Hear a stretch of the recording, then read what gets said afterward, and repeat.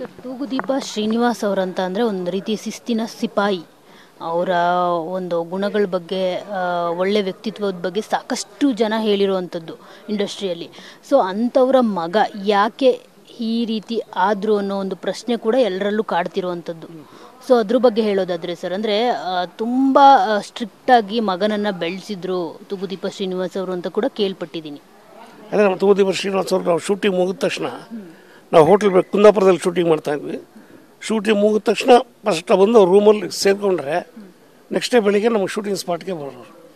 ಅವ್ರದ್ದೇನು ತಂಟೆ ತಕರಾರು, ಅವ್ರೇನು ತಿಂತಿದ್ರು, ಏನು ಕುಡಿತಿದ್ರು, ಏನು ನಮಗೇನು ಇದಿಲ್ಲ. ಅವರಾಯಿತು, ಶೂಟಿಂಗ್ ಆಯಿತು, ಕೆಲಸ ಆಯಿತು. ಅಂಥವ್ರು ಅಷ್ಟು ಶಿಸ್ತಿನಿಂದ ಸಾಕಿದ್ರು ಇವ್ರನ್ನ. ನಾನು ಹೇಳ್ದಲ್ಮ, ಬಿಗಿನಿಂಗ್ ಡೇಸ್ ಕಲಾಸಿ ಪಳ್ಳೆ ಆಗಿ ಇನ್ನೊಂದು 2-3 ಪಿಕ್ಚರ್ ಆದಮೇಲೆ ದರ್ಶನ್ ತುಂಬ ಚೆನ್ನಾಗೇ ಇದ್ದರು. ಆಮೇಲೆ ಏನಾಯಿತು, ದಿನೇ ದಿನೇ ಅವಳ ಪಾಪ್ಯುಲಾರಿಟಿ ಜಾಸ್ತಿ ಆಯಿತು, ಜನಗಳಿಗೆ ಜಾಸ್ತಿ ಆಯಿತು. ಸೊ ಇದೆಲ್ಲ ಏನಾಗಿ ಎಲ್ಲೋ ಯಾವುದೋ ಪಿಚ್ಗೆ ಹೋಗಿ ಪ್ರಭಾಕರ್ ಹುಳಿಯ ಕೇವಲ 10 ಗುಂಟೆಯಲ್ಲಿ 50 ಲಕ್ಷ ಗಳಿಸ್ತಿದ್ದಾರೆ. ನೀವು ಕೂಡ ಅವರಿಂದ ಕಲಿಬೇಕಾ? ಅವ್ರ ಜೊತೆ ವಿಡಿಯೋ ಕಾಲ್ನಲ್ಲಿ ಮಾತಾಡಬೇಕಾ? ಈಗಲೇ ಫ್ರೀಡಮ್ ಆ್ಯಪ್ ಡೌನ್ಲೋಡ್ ಮಾಡಿ.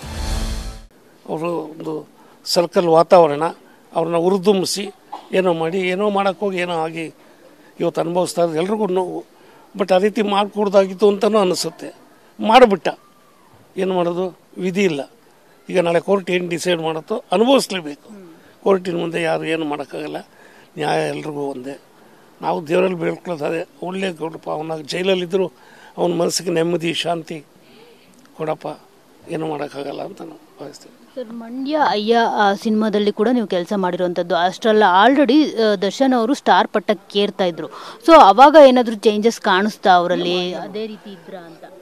ಅಯ್ಯ ಪಿಕ್ಚರ್ ಮಾಡಿದೆ, ಮಂಡ್ಯ ಮಾಡಿದೆ, ಕಲಾಸಿ ಪಳ್ಳಿ ಎಲ್ಲೋ ತೊಗೊಂಡೋಗ್ಬಿಡ್ತಾರೆ. ಅಲ್ಲ, ಅವ್ರಿಗೆ ಯಾವ ಫಂಕ್ಷನ್ ಯಾವ ಫಂಕ್ಷನ್ ಕರೆದ್ರು ಬರೋರು, ಎಲ್ಲಿ ಕರೆದ್ರು ಬರೋರು. ಫೋನ್ ಮಾಡಿಬಿಟ್ಟು ರಾಜಾಜಿನಗರಲ್ಲಿ ಶೂಟಿಂಗ್ ಆದರೆ ನಮ್ಮ ಮನೆಗೆ ಬಂದುಬಿಡೋರು, ನಮ್ಮ ಮನೇಲಿ ಊಟ ಮಾಡೋರು, ಮಧ್ಯಾಹ್ನ ನಮ್ಮ ಮನೇಲಿ ರೆಸ್ಟ್ ತೊಗೊಂಡು ಹೋಗೋರು. ಆ ಥರ ಒಂದು ಜಂಬ ಆಗಲಿ ಯಾಹಮ್ ಆಗಲಿ ಅವೆಲ್ಲ ಏನಿರಲಿಲ್ಲ.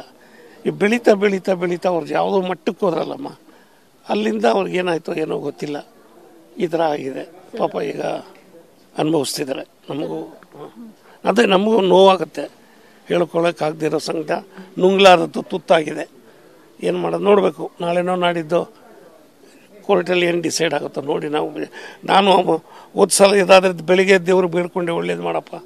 ಈಗ ನಾಳೆ ಅವ್ರು ಕೋರ್ಟ್ಗೆ ಹೋದ್ರು ನಾನು ದೇವ್ರ ಹತ್ರ ಕೇಳ್ಕೊಳ್ಳೋದು ಒಳ್ಳೇದಾಗಲಿ ಅಂತ ಕೇಳ್ತೇನೆ. ಬಟ್ ಆ ಕಡೆ ನೋಡಿದ್ರೆ ಅವ್ರಿಗೆ ಹಂಗೆ ಅನ್ಯಾಯ ಆಗಿದೆ ಅಲ್ವಾ, ಅದು ತಪ್ಪಾಗುತ್ತೆ. ಎರಡೂ ಬ್ಯಾಲೆನ್ಸ್ ಮಾಡ್ಬೇಕಲ್ಲಮ್ಮ. ನೋಡೋಣ, ನಮ್ಮ ಹುಡುಗ ಅಂತೀವಿ ನಾವು, ಅವರು ಅವ್ರ ಕಡೆ ಅಂತಾರೆ, ಬೈತಾರೆ ಅವರು. ಅವನಂತವನು, ಅವನು ಇಂಥವನು, ಒಂದು ಪಬ್ಲಿಕ್ ಎಲ್ಲ ಎಲ್ಲರೂ ಬೈತಾರೆ.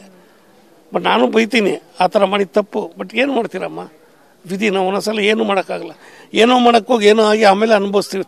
ನಾನು ಮಾಡಿಕೊಡ್ದಾಗಿತ್ತು ಅನುಭವಿಸ್ತಾ ನಾವೇ ತಗೊಳ್ಳೋದು ಜನರಲ್ಲೇ. ಏನೋ ಮಾಡೋಕ್ಕೋಗಿ ಏನೋ ಮಾಡಿಬಿಡುತ್ತೆ. ನಾನು ಅಂದ್ಕೊಡ್ದಾಗಿತ್ತು. ಯಾರೋ ಒಬ್ಬನ ಬೈದ್ಬಿಡ್ತೀರ ನೀವು ಬಾಯಿಗೆ ಬಂದಂಗೆ, ಆಮೇಲೆ ಫೀಲ್ ಮಾಡ್ತೀರ, ನಾನು ಬೈಕ್ ಕೊಡ್ದಾಗಿತ್ತು, ಇಂಥ ಕೆಟ್ಟ ಬುದ್ಧಿ ನಂದು ತುಪ್ತೀರಿಗೆ ಅಂತ ನಮಗನ್ಸುತ್ತೆ. ಆ ಥರ ಅವ್ನಿಗೆ ಈಗ ಅನಿಸಿದೆ. ಅವಾಗ ಏನು ಮಾಡ್ತೀರ, ವಿಧಿ ಏನಿಲ್ಲ, ಗ್ರಹಚಾರ, ವಿಧಿ ಅನುಭವಿಸ್ಬೇಕು.